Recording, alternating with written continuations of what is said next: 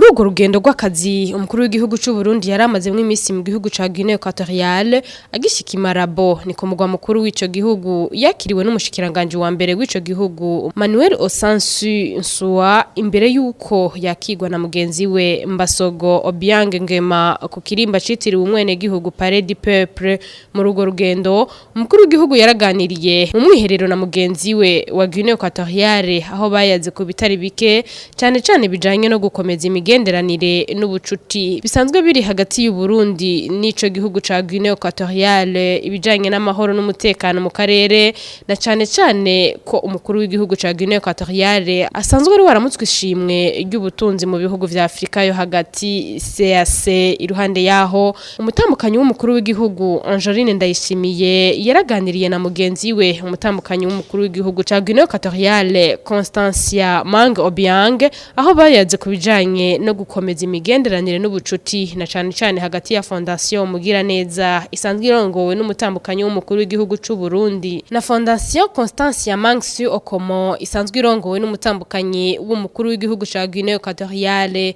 Umukuru w'igihugu cy'u Burundi Evariste Ndayishimiye n'umutambukanyi wiwe bakaba baganutse kuri uyu wa gatanu.